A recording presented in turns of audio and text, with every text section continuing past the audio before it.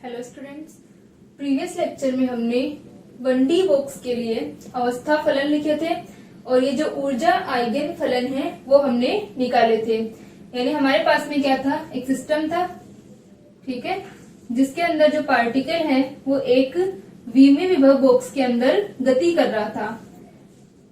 ठीक है, इस तरीके से अपने सिस्टम था जिसके अंदर हमारा जो पार्टिकल है वो एक द्विमीय विभव बॉक्स के अंदर गति कर रहा था और जो विभव की दीवारें थी x इक्वल टू 0 पर और x इक्वल टू a पर क्या थी, अनंत थी।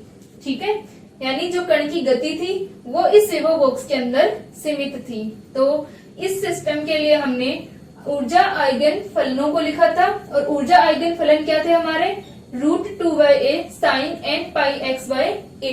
ठीक है, जहां से अपने पास में जो k था, k इक्वल टू क्या था, n पाई बाय a था। ठीक है, तो यहां से अपने पास में k equal to n pi by a और ये जो अपने पास में k इक्वल टू क्या होता है, 2 पाई बाय लैम्डा होता है। ठीक है, तो k equal to 2 pi by lambda, अगर इन दोनों को हम कंपेयर करें तो क्या हो जाएगा, n पाई बाय a और 2 पाई बाय लैम्डा। ठीक है, तो लैम्डा इक्वल टू आ जाएगा,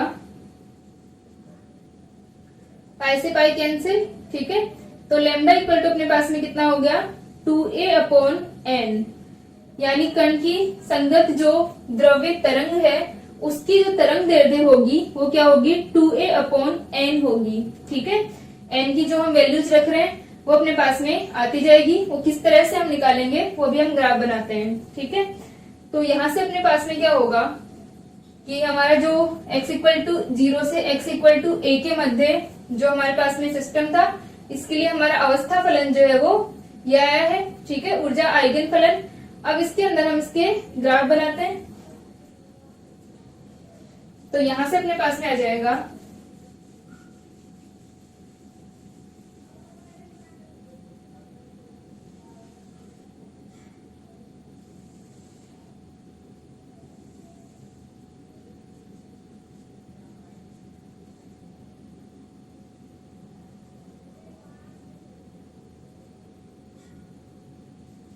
ये हमारा n इक्वल टू 1 लेवल है। ठीक है, तो n इक्वल टू 1 के लिए अपने पास में क्या हो गई, लेमडा। ठीक है, अपने पास में n इक्वल टू 1, तो n इक्वल टू अगर हम 1 रखेंगे तो हमारा साई x क्या बन जाएगा,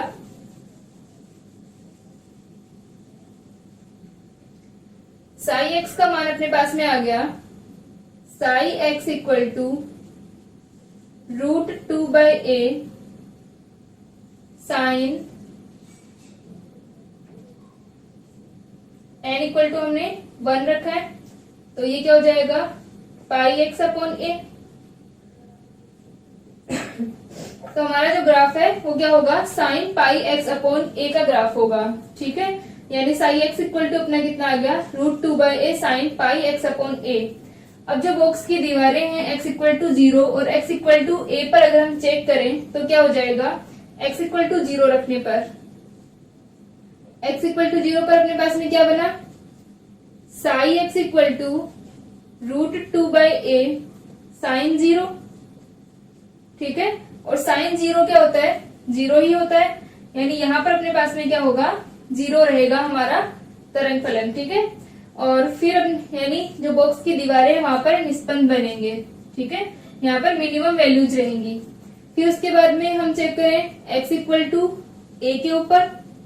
ठीक है, तो x इक्वल टू a पर अपने पास में क्या आ जाएगा, psi x equal to √2/a sine pi x upon a, तो पाई और a अपॉन a, तो ये क्या बन गया, साइन पाई बन गया।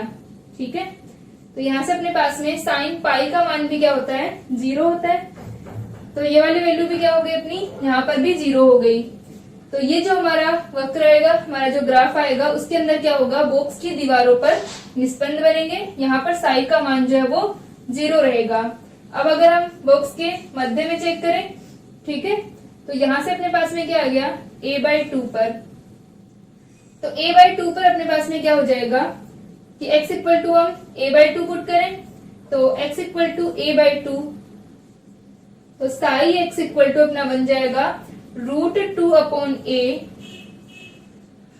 ठीक है, साइन पाई, और ये हो गया a/2। तो a/2 अपना ये कैंसिल, और ये क्या बन गया, π/2 बन गया।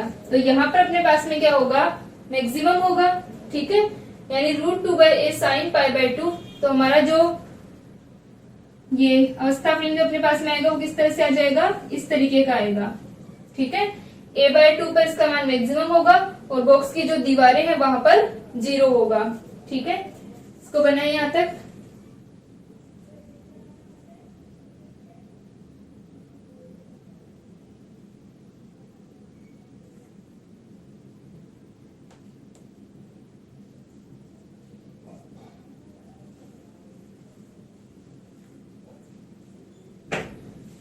ठीक है, तो यहां तक आ गया अपने पास में। और n इक्वल टू, अगर हम अब ये अपने पास में क्या है, साई एक्स का मान है। अगर हम प्रायिकता का मान देखें तो प्रायिकता अपने पास में क्या होती है, मोड ऑफ साई का स्क्वायर, ठीक है। तो प्रायिकता का जो ग्राफ आएगा वो भी इसी तरीके से आ जाएगा।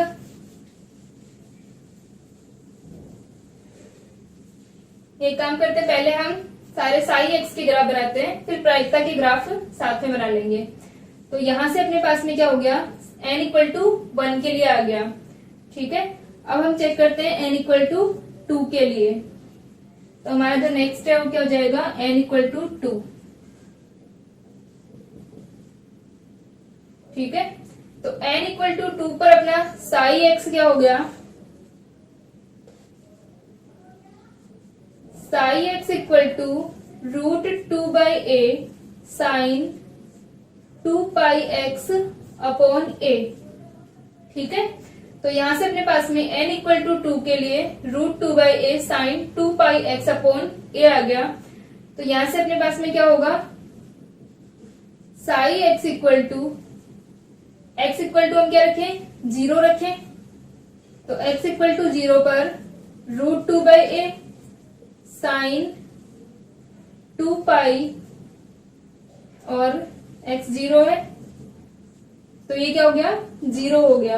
तो यहां पर तो 0 होगा, ठीक है। अब हम चेक करते हैं x इक्वल टू a पर क्या होगा।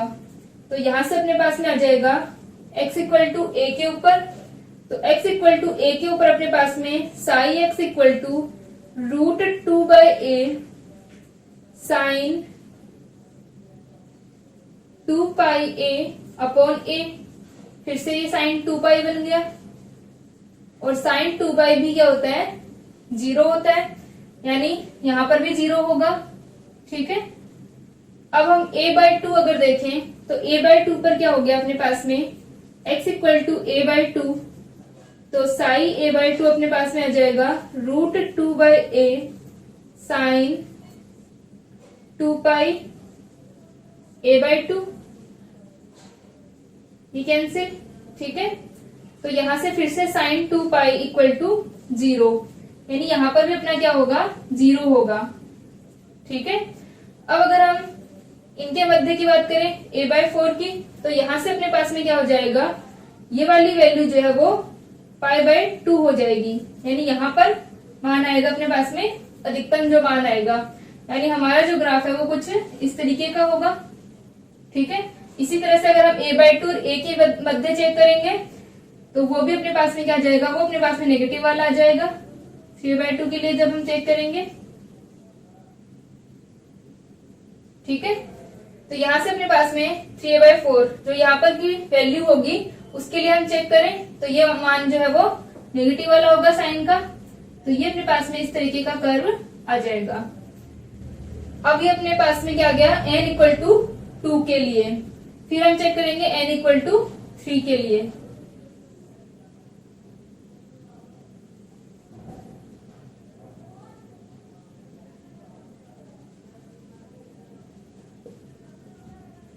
तो यहां तक लिखे इसे कि n इक्वल टू 2 के लिए अपने पास में किस तरह से रहेगा।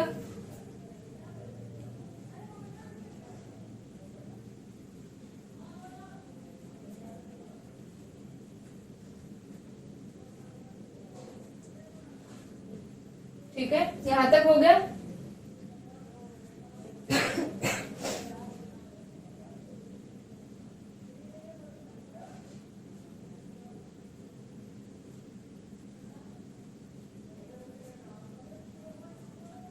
अब हम n इक्वल टू 3 के लिए बनाते हैं।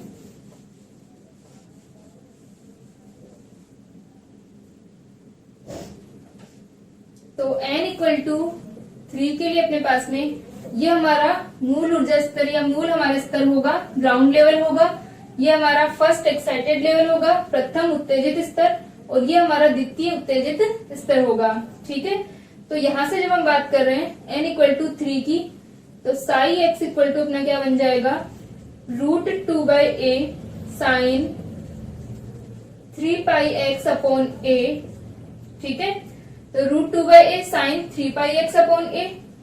यहां से अपने पास में x के मान रखे हम x इक्वल टू 0 पर, तो साई 0 अपने पास में कितना आ गया, √2/a साइन 0। तो ये भी क्या होगा, 0 ही होगा।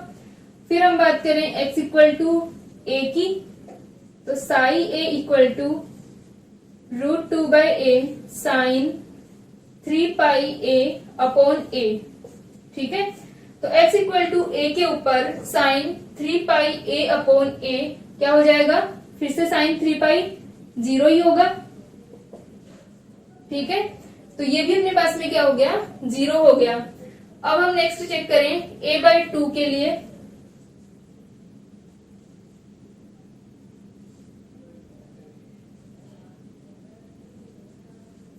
तो √2/a साइन 3πa/2a साइन 3π/2। ठीक है, और साइन 3π/2 हमें पता है 0 नहीं होता। ठीक है, यहां से इसकी वैल्यू क्या आ जाएगी, नेगेटिव में आ जाएगी। ठीक है, और अगर हम चेक करें इनके मध्य में, तो वहां से क्या हो जाएंगे अपने पास में। अब अगर हम आगे की जो वैल्यूज है वो चेक करते जाएंगे कि ये कहाँ 0 होगा, जैसे हमने a/4 के लिए चेक किया। ठीक है, फिर हम आगे की जो वैल्यूज है a/2 और a के मध्य में, उसके लिए चेक कर सकते हैं। तो हमारा जो ग्राफ आएगा इसका वो कुछ इस तरह से आएगा कि ये बाउंड्रीज पर 0 रहेगा। ठीक है, फिर इसकी वैल्यू होगी, और जब यहां पर क्या होगा, फिर से ये मैक्सिमम होगा।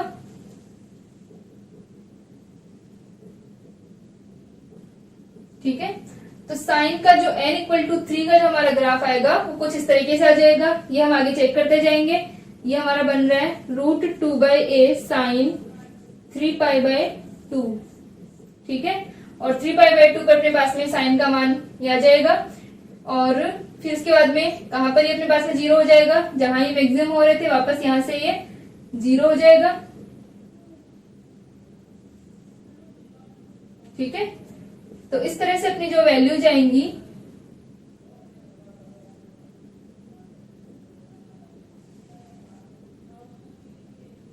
और आगे जो अपने मान होंगे n equal to 4, n equal to 5, उसके लिए भी हम साइन के अंदर वैल्यूज रख के निकाल सकते हैं। ठीक है, तो यहां तक करें इसको। फिर हम क्या बनाएंगे, इसका प्रोबेबिलिटी का ग्राफ बनाएंगे।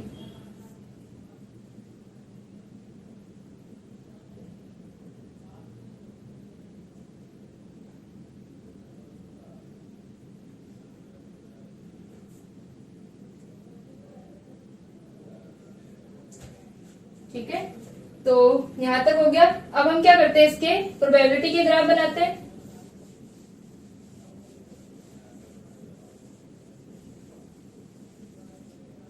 तो देखो ये हमारा साई एक्स का ग्राफ है। साई एक्स इक्वल टू अपना जो √2/a साइन nπx था। ठीक है, √2/a साइन nπ x/a था। ठीक है, ये उसका ग्राफ है। और यहाँ पर अपने पास में जो a है वो क्या है, बॉक्स की चौड़ाई है। तो a और लेमडा में हमारे पास में रिलेशन क्या आया था, k इक्वल टू 2π/λ था, और साथ में अपने पास में k इक्वल टू nπ/a था, जहां से अपने पास में लेमडा इक्वल टू आया था 2a अपॉन n आया था। ठीक है, या a इक्वल टू क्या हो जाएगा, n लेमडा अपॉन 2। तो यहां से a इक्वल टू क्या हो गया, λ/2 लैम्डा 3 λ/2। ठीक है, तो ये हम देख सकते हैं कि जो हमारी द्रव्य तरंग है उसके मध्य में और उस द्रव्य तरंग का जो ये दो द्रव्य तरंग की तरंग दैर्ध्य है उसके तथा जो बॉक्स की चौड़ाई है 0 से a उसके मध्य क्या संबंध होगा। ठीक है, तो जब अपना ग्राउंड स्टेट है यानी n इक्वल टू 1 है तो हमें जो λ/2 तरंग दैर्ध्य की हाफ वेव हमें मिल रही है। ठीक है, साइन का सिर्फ हमें ये हाफ पार्ट मिल रहा है। उसके बाद में क्या होगा, जब हमारी n इक्वल टू 2 है, ठीक है, n इक्वल टू 2 के लिए हमें क्या क्या मिलेगा, पूरा लैम्डा मिलेगा। ठीक है, पूरी तरंग दैर्ध्य मिल रही है, साइन की हमारे पास में पूरी अपने पास में आ जाएगी। फिर उसके बाद में 3λ/2, ठीक है, 3λ/2 के अपने पास में होगा। तो इस तरीके से अपने पास में a और लैम्डा के बीच में ये रिलेशन होता है। ठीक है, अब यहां से अब हमने देखा कि साई एक्स का जो हमने ग्राफ बनाए वो इस तरीके से आ रहे हैं। तो प्रोबेबिलिटी के ग्राफ क्या होंगे, प्रायिकता क्या होती है, प्रायिकता मोड ऑफ साई का स्क्वायर। ठीक है, तो मोड ऑफ साई एक्स का स्क्वायर का मतलब है कि नेगेटिव वैल्यूज नहीं आएंगी। प्रायिकता के लिए हमारे नेगेटिव वैल्यूज का कोई मतलब नहीं होता, सिर्फ क्या होंगे, पॉजिटिव मान होंगे। तो यहां से हम जब ग्राफ बनाएं तो ये हमारा x इक्वल टू 0, ये हमारा x इक्वल टू a है, ये हमारा क्या हो जाएगा n इक्वल टू 1 लेवल, ये अपने पास में आ जाएगा n इक्वल टू 2 लेवल, ये अपने पास में आ जाएगा n इक्वल टू 3 लेवल। ठीक है, n इक्वल टू 1, 2 और 3। और हमें प्रायिकता का ग्राफ बनाना है, तो प्रायिकता के अंदर अपने पास में क्या होंगे, मोड ऑफ साई का स्क्वायर है, तो सारी पॉजिटिव वैल्यूज अपनी आ जाएंगी। तो फर्स्ट वाला हमारा पूरा पॉजिटिव है। सेकंड के अंदर अपने पास में क्या बनेगा, कुछ इस तरीके से बनेगा, जो बॉक्स की दीवारें हैं वहां पर 0 ही रहेगा। ठीक है, यहाँ पर मैक्सिमम है, ये यहाँ मिनिमम होगा। और फिर अपने पास में कुछ इस तरीके का होगा।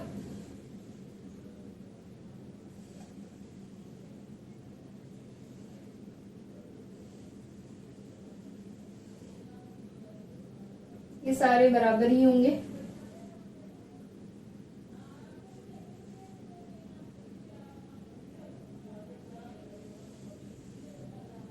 ठीक है, तो कुछ इस तरीके से अपने पास में ये वैल्यूज आ जाएंगी। ठीक है, तो जो प्रायिकता का हमारा ग्राफ है मोड ऑफ साई एक्स का स्क्वायर, इससे हम देख सकते हैं कि जब हमारा n equal to 1 ground state level है तो वहां पर क्या हो रहा है कि जब एक x इक्वल टू क्या अपना a/2 है, यानी मध्य में क्या है, प्रायिकता अधिकतम है, यानी इस लेवल के लिए कण के पाए जाने की जो प्रायिकता होगी वो क्या होगी, यहाँ पर अधिकतम होगी। क्योंकि हम जानते हैं कि साई जो है वो कण के पाए जाने की प्रायिकता को बताता है, और साई का मान वहां अधिकतम होता है जहां कण के पाए जाने की प्रायिकता अधिक हो। ठीक है, तो यहाँ पर साई का मान अधिक है, तो यहाँ साई अगर अधिक है तो कण के पाए जाने की प्रायिकता क्या होगी, अधिक होगी। इसके अंदर अगर हम देखें n इक्वल टू 2 के अंदर बॉक्स की दीवारों पर हमेशा 0 रहेगी, क्योंकि यहाँ पर जो विभव है वो अनंत है। ठीक है, फिर अपने पास में क्या होगा, n इक्वल टू 2 के लिए हम देखें तो यहाँ पर 0 होगा। ठीक है, और यहाँ पर अपने पास में क्या है, मैक्सिमम है। इसी तरीके से अपने पास में n इक्वल टू 3 के लिए हम देख सकते हैं कि मैक्सिमम कहाँ होगी और मिनिमम कहाँ होगी।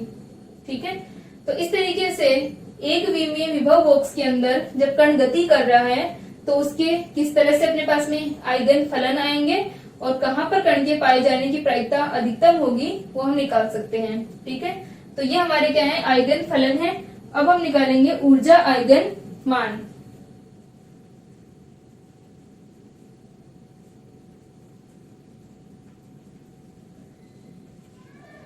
ठीक है, तो यहाँ तक ग्राफ बना है, फिर हम क्या निकालेंगे, ऊर्जा आइगन मान निकालेंगे।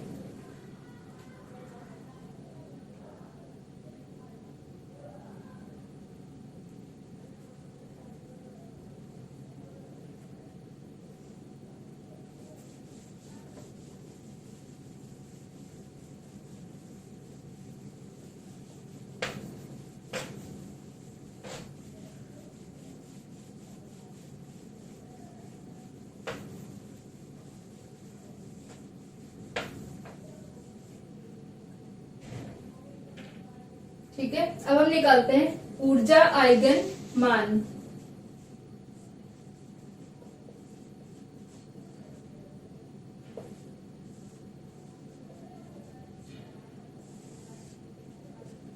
Energy eigen values. ठीक है, तो एनर्जी आइगन वैल्यूज जब हम निकालेंगे तो उसके लिए हमें क्या करना है कि हमारे पास में क्या था। ठीक है, ये अपनी क्या है,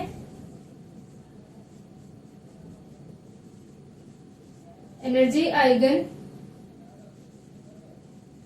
वैल्यूज है। ठीक है, तो यहां से अपने पास में क्या आ जाएंगे कि k इक्वल टू हमने क्या माना था, k equal to √2me upon h cut square माना था हमने। ठीक है, तो k इक्वल टू अपने पास में था √2me upon h cut square, तो k स्क्वायर क्या हो जाएगा 2me upon h cut square. ठीक है, तो k स्क्वायर का अपने पास में मान आ गया 2me upon h cut square और k इक्वल टू क्या था अपने पास में, चूंकि k equal to n pi by a। ठीक है, तो इसमें हम मान रख देंगे, अतः k square n square pi square upon a square equal to 2me upon h cut square. ठीक है, तो यहां से एनर्जी आइगन वैल्यूज क्या आ गई अपनी, E equal to n square pi square h cut square upon 2ma square. ठीक है, तो हमारे जो एनर्जी आइगन वैल्यूज हैं उनका मान क्या हो गया, n स्क्वायर पाई square h cut square upon 2ma square. ठीक है, ये हमारे एनर्जी के मान होंगे, ऊर्जा के मान होंगे। तो यहाँ पर अपने पास में n की अगर हम अलग अलग वैल्यूज रखते जाएं कि n equal to 1, n equal to 2, जिस तरह से हमने अवस्था फलनों के अंदर रखा था वैसे अपने पास में यहाँ पर मान आ जाएंगे। ठीक है, तो यहाँ से अपने पास में एनर्जी की जो वैल्यूज आएंगी उसके अंदर हम h कट का मान भी रख सकते हैं।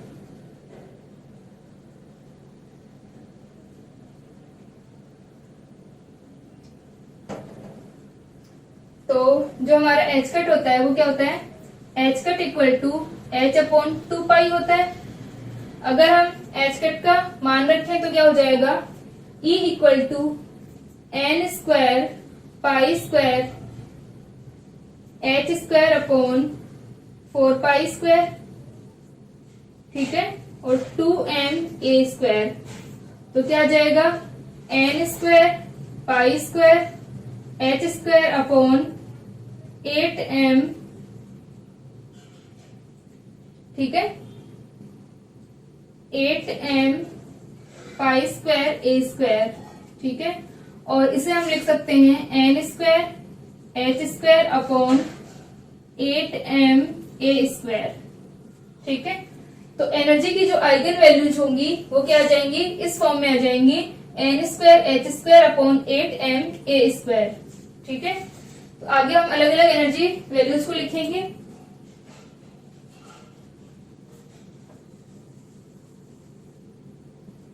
तो n इक्वल टू 1 के लिए, n इक्वल टू 1 के लिए E1 क्या हो जाएगा, ये हमारा En है। ठीक है, जब हमने n रखा हुआ है। अब अपने पास में n इक्वल टू 1 के लिए, तो n इक्वल टू 1 के लिए क्या हो गया, h square upon 8ma square. ठीक है, ये अपने पास में मूल ऊर्जा स्तर आ गया।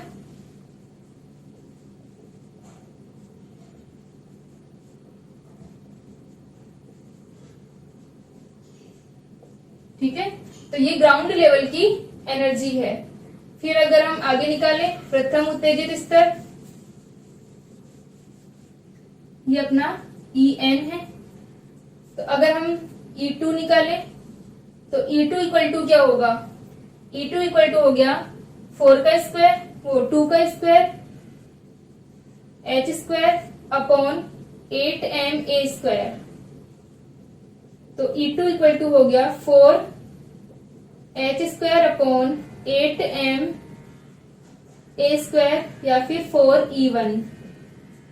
ठीक है, यहां से हम देख सकते हैं एच स्क्वायर अपॉन 8m ए स्क्वायर अपना क्या है, E1 का मान है। तो ये कितना आ गया, 4E1 आ गया अपने पास में। ठीक है, फिर हम लिखे E3, तो E3 कितना होगा, 3 का square h square upon 8m ए स्क्वायर। तो ये कितना हो गया, 3 का square 9 H square upon 8m ए स्क्वायर या फिर 9E1। इस तरह से हम E4 निकाल सकते हैं। E4 हमारा 4 का स्क्वायर हो जाएगा,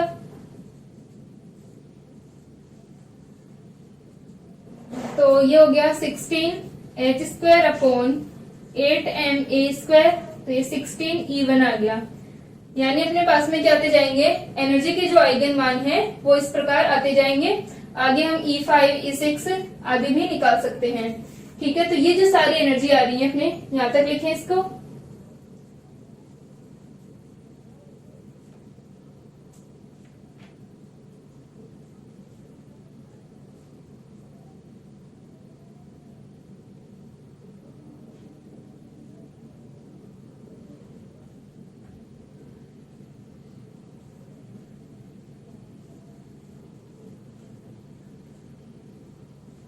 ठीक है, तो यहां से हो गया, यहां तक हो गया अपना।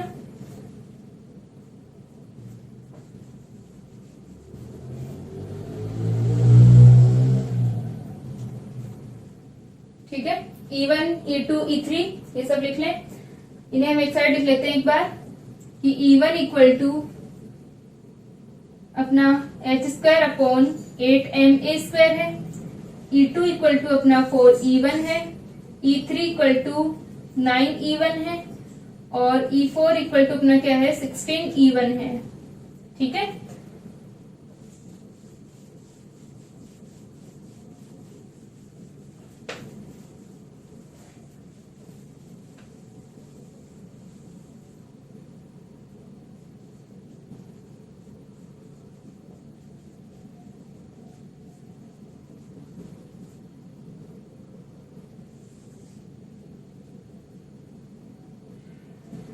अब अगर हम ऊर्जा स्तरों की बात करें तो हमारे पास में E1 E2 E3 E4 आदि मान आ गए।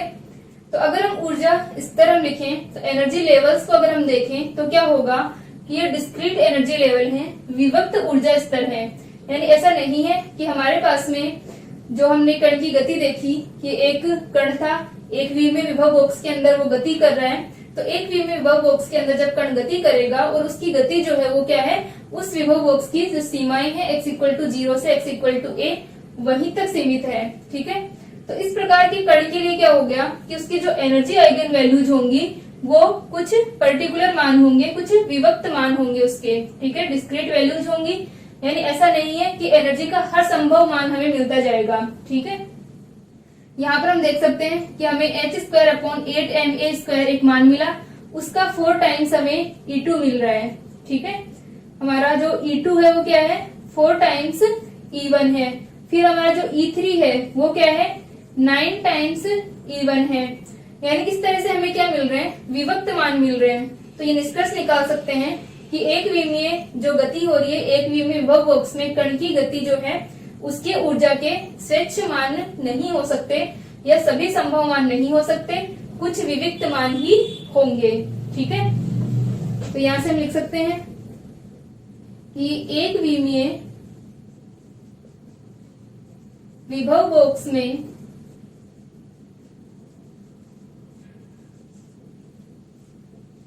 कण की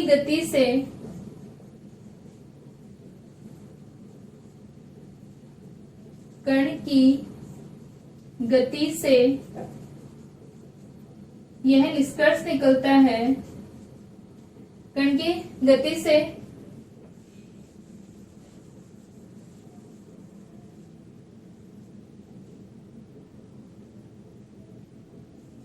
ठीक है, गति जो क्या है अपनी, जो कि x इक्वल टू 0 से x इक्वल टू a के मध्य है।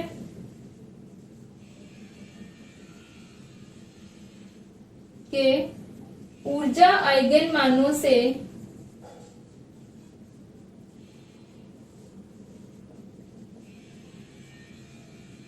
यह निष्कर्ष निकलता है कि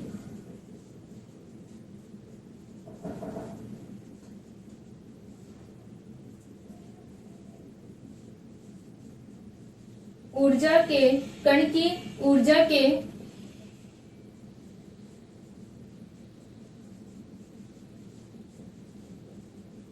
स्वच्छ मान संभव नहीं हो सकते।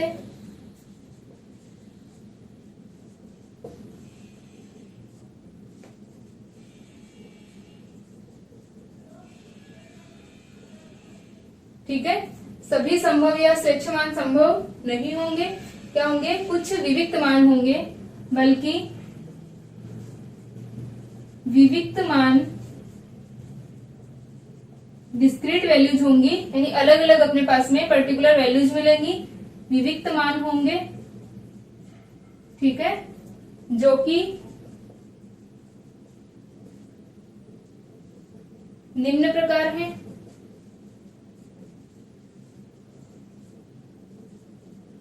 वो क्या होंगे अपने पास में? इवन या निम्न अनुपात में होंगे।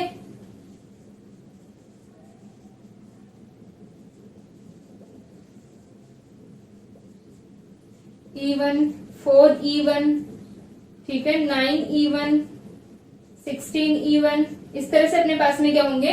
वैल्यूज होंगी। ठीक है, इनका अगर हम ग्राफ देखें तो क्या हो जाएगा अपने पास में कि ये अपना E1 हो गया n इक्वल टू 1 के लिए। फिर अपने पास में क्या होगा? 4E1 होगा। ठीक है, ये कहीं अपने पास में n इक्वल टू 2 के लिए हो गया 4E1। फिर अपने पास में थोड़ा सा ज्यादा होगा 9E1 होगा। ठीक है, n इक्वल टू 3 के लिए। फिर ये गैप जो है वो बढ़ता ही जाएगा, 9 से फिर ज्यादा बढ़ रहा है 16, यानी यहाँ पर 4 था, फिर यहाँ पर 5 का गैप हुआ, फिर यहाँ पर 7 का हो गया। तो ये अपने पास में थोड़ा और ज्यादा एक्स्ट्रा जो चौड़ाई वाला लेवल हमें मिलेगा यहाँ पे n इक्वल टू 4 के लिए।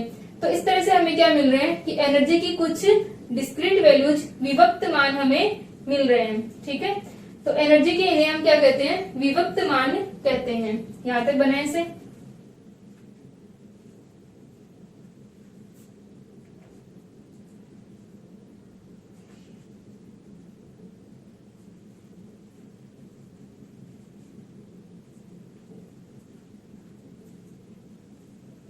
ठीक है, तो ये हमारे क्या हो जाएंगे? विभक्त ऊर्जा स्तर।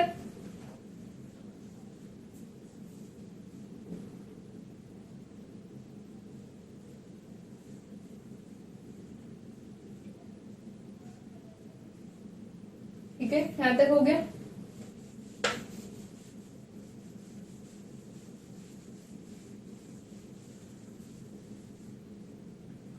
तो अब हम लिख सकते हैं कि अतः यह निष्कर्ष निकलता है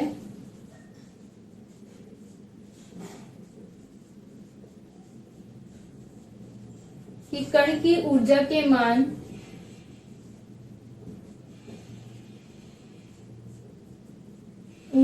मान विविक्त होते हैं, या हम लिख सकते हैं क्वांटीकृत होते हैं।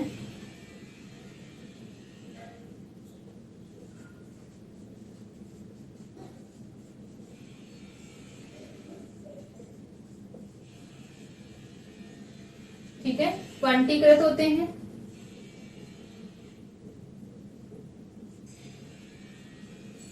तो क्वांटीकृत होने का मतलब क्या है कि सभी संभव मान या सतत मान नहीं होंगे। जैसे क्लासिकल मैकेनिक्स के अकॉर्डिंग क्या होता है कि किसी भी सिस्टम की जो एनर्जी मानी जाती है वो सतत मानी जाती है, कि ऊर्जा जो होगी वो सतत फॉर्म में होगी। जबकि क्वांटम मैकेनिक्स के अंदर क्या होता है कि ऊर्जा जो होती है वो सतत नहीं होकर के क्वांटीकृत होती है, यानी ऊर्जा पैकेटों की फॉर्म में होगी और ऊर्जा के मान क्या होंगे? विविक्त होंगे। ठीक है, किसी भी सिस्टम के लिए कंप्लीट सतत ऊर्जा वक्र हमें नहीं मिलेगा। क्या होगा? ऊर्जा के मान क्या होंगे? विविक्त होंगे, और इन्हीं विविक्त मान को हम क्या कहते हैं? क्वांटीकृत होंगे, यानी कुछ पर्टिकुलर वैल्यूज होंगी। ठीक है, तो यहाँ से अपने पास में क्या हो गया कि जो एनर्जी वैल्यूज आ रही है वो क्या आ रही है? क्वांटीकृत आ रही है। ठीक है, और वो अपने किस फॉर्म में आ रही है? En equal to n square pi square h cut square upon 2m a square. ठीक है, या अगर हम इसके फॉर्म में लिखें कि E n equal to n square h square upon 8ma², यानी ये जो एच स्क्वायर अपॉन 8ma² का जो मान होगा उसके इन गुणांकों की फॉर्म में होंगी कि एन का मान हम 1 2 3 क्या रख रहे हैं, तो ये एच स्क्वायर अपॉन 8ma² इसके गुणांकों की फॉर्म में आएंगी, जहां पर हमारा एच जो है वो क्या है, प्लांक नियतांक है। ठीक है, तो जो प्लांक थे, प्लांक नाम के जो साइंटिस्ट थे, उन्होंने ये प्लांक कांस्टेंट दिया था और बताया था कि एनर्जी जो होगी वो क्या होगी, विविक्त फॉर्म में होगी। ठीक है, सतत नहीं होकर के क्वांटीकृत मान हमें मिलेंगे, जो कि क्वांटम मैकेनिक्स का रिजल्ट है। क्लासिकल मैकेनिक्स के अकॉर्डिंग एनर्जी को सतत लिया जाता है, कंटिन्यूस लिया जाता है। ठीक है, तो यहाँ से अपने पास में क्या मिल गया कि हमें जो निष्कर्ष मिल रहा है कि कण की ऊर्जा के मान क्या होंगे, क्वांटीकृत होंगे। ठीक है, और जो ऊर्जा वर्णक्रम है वो क्या हो जाएगा, विभक्त होगा। ठीक है, ऊर्जा वर्णक्रम स्पेक्ट्रम जो होगा ऊर्जा का वो क्या होगा, विभक्त होगा।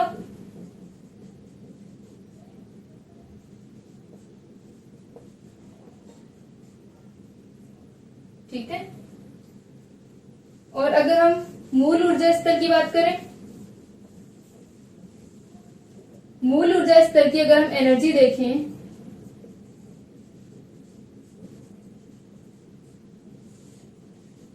ठीक है, तो मूल ऊर्जा स्तर के अंदर अपने पास में क्या है,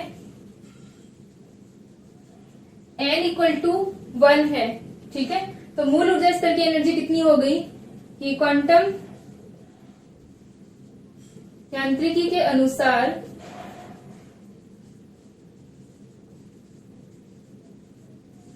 कण की मूल ऊर्जा E1 equal to n² h² upon 8ma² होती है। ठीक है, तो यहां से क्या हो जाएगा कि कण जब अपनी मूल ऊर्जा स्तर के अंदर है, ठीक है, तो वहां पर क्या होगा, कण की गति से संबंधित उसकी जो ऊर्जा होगी वो n² h² अपॉन 8ma² होती है, यानी जीरो नहीं होगी। कण की जो एनर्जी लेवल है वो जीरो से शुरू नहीं होंगे।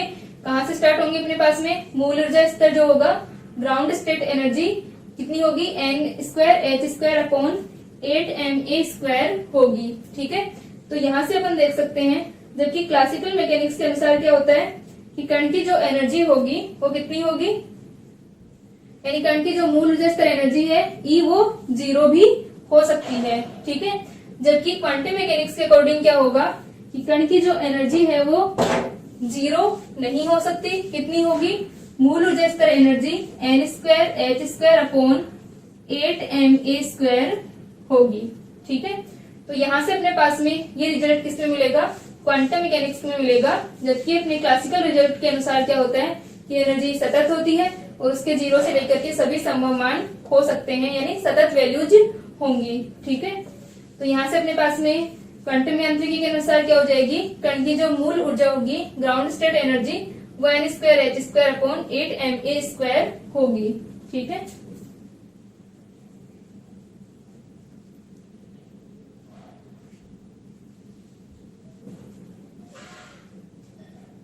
ठीक है, तो यहाँ तक अपने पास में क्या हो जाएगा, ये हमें क्वांटम मैकेनिक्स के अकॉर्डिंग रिजल्ट मिल जाएगा।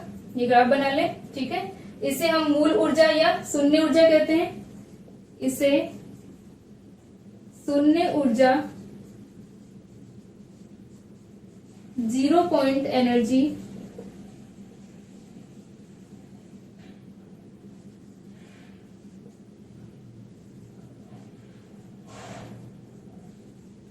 ठीक है, तथा इसके संगत स्तर को मूल अवस्था स्तर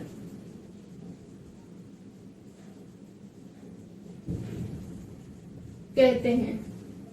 ठीक है, तो यहाँ पर अपने पास में ये ग्राउंड स्टेट एनर्जी जो है वो कुछ मान मिलेगा इसका, जीरो पॉइंट एनर्जी हमारी जीरो नहीं होगी और एनर्जी की जो वैल्यूज होंगी वो डिस्क्रीट होंगी। ठीक है, क्वांटीकृत होंगी। ये क्वांटम मैकेनिक्स के अंदर हमें रिजल्ट मिलता है। ठीक है।